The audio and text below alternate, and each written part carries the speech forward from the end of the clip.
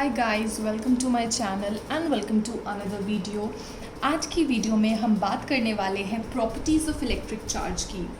So the very first property that we are going to discuss is कि जो like charges होते हैं ना, या जो सिमिलर चार्जेस होते हैं, they repel each other, and जो अनलाइक चार्जेस होते हैं, जो डिसिमिलर चार्जेस होते हैं,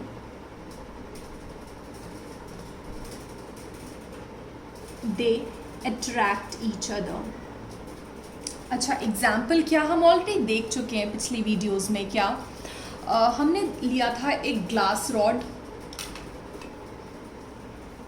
we took a glass rod and rubbed it with silk का cloth.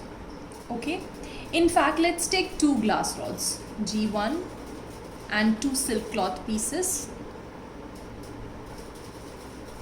This one is G2 and this one is S2. So when we rubbed them together, G1 और S1 को and G2 and S2 को, हमें पता था कि electrify हो गया, and what we did इस G1 और G2 को पास में लेकर आए और हमने क्या देखा कि यहाँ पे अराइज हुआ है रिपल्शन। ओके, उसके बाद दूसरी चीज़, और हमें पता है कि G1 और G2 दोनों ही पॉजिटिव चार्ज हो जाते हैं कब, जब हम इनको सिल्क के साथ रब करते हैं, और जब हमने सिल्क के क्लॉथ को भी आपस में एक दूसरे के साथ रखा तो यहाँ पे भी हमें दिखा रिपल्शन। ओके, नाउ हमने फिर क्या किया, हमने एक एबोनाइट की रॉड ली, it's a kind of plastic, ठीक है, एबोनाइट की रॉड ली and we rubbed it with cat's fur. Okay, and जब हम ये ग्लास रॉड, इनमें से कोई सी भी ग्लास रॉड, जब हम इस रॉड के पास लेकर आए तो what we observed was attraction. So we could conclude कि जो लाइक चार्जेस होते हैं दे रिपेल, एंड जो अनलाइक चार्जेस होते हैं they attract. And yes, ebonite की रॉड को उसने अट्रैक्ट किया, glass rod was positive and it got negative charge. Okay, I hope that's clear ना। Okay, so moving on to the next property, the second property, that is very simple, additivity of charge.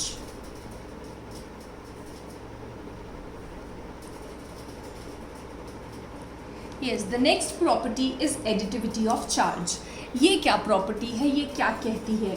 इस property के according अगर आपके पास कोई एक system है, एक isolated system है, आइसोलेटेड सिस्टम मतलब a system which is free from external influences, मतलब उस सिस्टम के ऊपर कोई एक्सटर्नल फोर्स या कोई एक्सटर्नल चार्ज ना अंदर जा सकता है, ना अंदर का कोई चार्ज बाहर जा सकता है, तो दैट सिस्टम इज आइसोलेटेड। तो अगर कोई एक आइसोलेटेड सिस्टम है and if you want to find out the total amount of charge on it, तो आप क्या करोगे, जितने भी different amount of charge different parts of the system में होंगे उन सब को सिंपली आप ऑल्जेब्रिकली ऐड कर दोगे। क्या बोलती है ये property? According to this property, total charge on system अगर आपने निकालना है, टोटल चार्ज ऑन सिस्टम अगर आपने निकालना है तो you will add algebraically all the charges present in different parts of the system.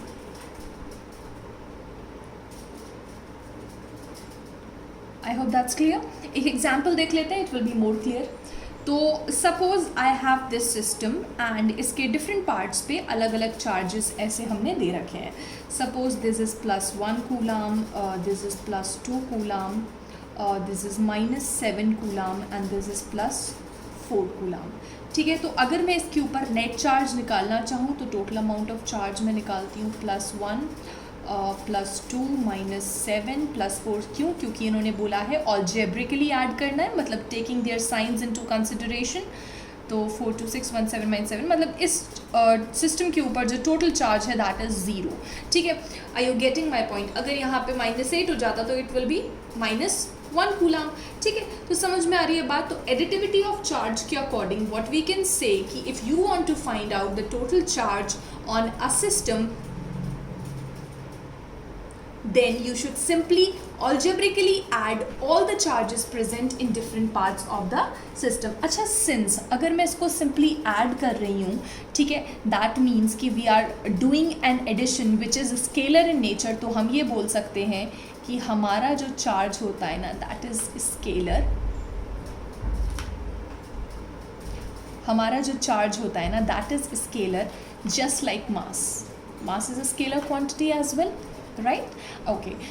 So जो चार्ज होता है हमारा, that is a scalar quantity. क्यों? क्योंकि हम इसको simply add ही तो कर रहे हैं, सिंपल मैथमेटिक्स के ऑपरेशन लगा के algebraically हमने add कर दिया, तो that is a scalar quantity, just like mass. और हाँ, mass जो है वो पॉजिटिव होता है सिर्फ, लेकिन जो चार्ज है हमारा, it can either be positive or negative. Okay, so moving on to the third property, which is conservation of charge. Conservation of charge के according what we have, the total charge on an isolated system. Isolated system मतलब कोई भी system जिसके अंदर के जितने भी charges हैं वो बाहर नहीं जाएंगे, बाहर का कोई भी charge अंदर नहीं आएगा, बाहर से कोई भी external factor उसको influence नहीं करता, that is an isolated system. तो जो isolated system पे रहने वाला जो भी total charge है, that will always remain constant और conserved. हाँ जी, no doubt कि अगर कोई एक सिस्टम है तो उसके डिफरेंट पार्ट्स होंगे, है ना, तो ये हो सकता है, देयर इज़ अ पॉसिबिलिटी कि डिफरेंट पार्ट्स में रहने वाले जो चार्जेस हैं वो आपस के इंटरेक्शन की वजह से चेंज हो जाए, रीडिस्ट्रीब्यूट हो जाए, लेकिन एज अ होल जब आप इसके ऊपर पूरा टोटल चार्ज निकालोगे, that will remain constant, that will remain conserved. So that's what conservation of charge is. अच्छा, एक एग्जाम्पल भी ले लेते हैं. टेक एन एग्जाम्पल, अगर हम दो बॉडीज़ का ही एग्जाम्पल लेते हैं, like you have rubbed them, ठीक है, ग्लास और सिल्क को आपने रबिंग कराई, glass got positive charge and silk got negative charge. तो आप एक चीज़ देखो, अगर इसने अपना इलेक्ट्रॉन लूज़ किया है, इसने जितने इलेक्ट्रॉन्स लूज़ किए हैं उतने ही इसने गेन किए हैं, तो एज अ होल ये न्यूट्रल ही रहेंगे एज अ सिस्टम, राइट? समझ रहे हैं आप बात को? तो that is what conservation of charge. तो हम ये बोल सकते हैं, it is not possible to create और destroy net charge carried by an isolated system. I hope that's clear for you now. अच्छा, एक और चीज़ जो मैं आपको बताना चाहती हूँ कि ऐसा हो सकता है कि जो कुछ चार्ज पार्टिकल्स होते हैं ना, दे गेट क्रिएटेड और they get destroyed in few processes, ठीक है, लेकिन हमेशा और हमेशा ये चीज़ हमेशा ध्यान रखना कि जितने भी क्रिएशन होंगे या जितने भी डिस्ट्रक्शंस होंगे, that will always be in equal and unlike pairs. जैसे फॉर एग्जाम्पल मैं आपको एक बता देती हूँ कि जो न्यूट्रॉन है ना, न्यूट्रॉन से आप प्रोटॉन और इलेक्ट्रॉन साथ में बनता है, ठीक है. अब न्यूट्रॉन का एज अ होल चार्ज क्या है? 0. प्रोटॉन का चार्ज इज़ +E, इलेक्ट्रॉन का चार्ज इज़ -E, तो अगेन सी ये 0 हो गया, ठीक है. Are you getting my point? ठीक है. तो देयर आर फ्यू एग्जाम्पल्स जो और हैं जिनके बारे में हम डिस्कस कर लेते हैं. जैसे फॉर एग्जाम्पल एक रिएक्शन होती है जिसको हम पेयर प्रोडक्शन की रिएक्शन बोलते हैं. इसमें बेसिकली होता क्या है कि जो हमारा गामा रे का जो फोटोन होता है ना, gamma, you know what photon is, right? Tiny packets of energy. तो जो गामा रे का जो फोटोन होता है, और ऑब्वियसली इसके ऊपर जो चार्ज है दैट इज़ 0, वो ब्रेक होता है इलेक्ट्रॉन में. अब सवाल ये है कि अगर इलेक्ट्रॉन में ब्रेक हो रहा है तो नया चार्ज क्रिएट हुआ ना, लेकिन नहीं. इलेक्ट्रॉन के साथ एक और क्वांटिटी इसके साथ आती है, that is called as positron. देखो, इलेक्ट्रॉन को हम लोग E- से रिप्रेजेंट करते हैं, पॉजिट्रॉन को हम E+ से रिप्रेजेंट करते हैं. अच्छा, ये पॉजिट्रॉन क्या होता है? Let me tell you. ये जो पॉजिट्रॉन है इसके ऊपर जो चार्ज होगा that will be same as E, लेकिन इसके ऊपर अगर पॉजिटिव चार्ज है तो इसके ऊपर नेगेटिव चार्ज होगा. दोनों का मास विल बी सेम, ठीक है. तो ये इसका एक एंटी पार्टिकल हो गया इलेक्ट्रॉन का, पॉजिट्रॉन, ठीक है. तो गामा रे जो है that materialises into electron and positron. तो ये जो हमारी रिएक्शन है ये कहलाती है पेयर प्रोडक्शन की रिएक्शन. तो यू कैन सी कि पहले भी चार्ज 0 ही था और अभी भी अगर आप टोटल चार्ज देखोगे सिस्टम का, दैट विल बी 0. अच्छा, एक और रिएक्शन का हम एग्जाम्पल ले लेते हैं.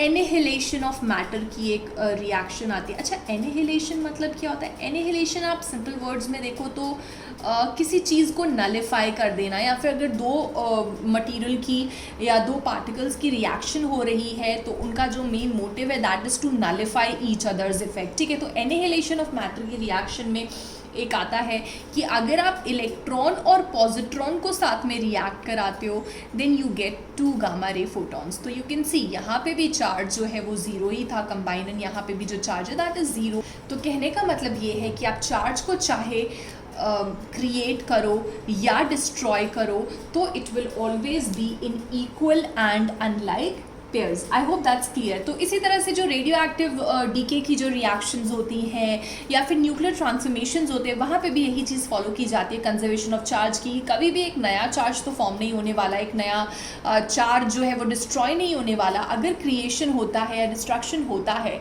तो हमेशा उसके साथ उसका एंटी पार्टिकल जुड़ा हुआ होगा, ठीक है, सो दैट जो हमारा चार्ज रहे वो बैलेंस्ड रहे, वो कॉन्स्टेंट रहे, कंजर्व्ड रहे एज अ होल सिस्टम का। So that's what conservation of charge is all about. So that's all for today's video. Thank you so much for watching. If you have any doubts regarding all these properties या कुछ भी, ठीक है, तो you can personally email me on the email ID given in the description box below. And thank you for watching. Till then, happy learning.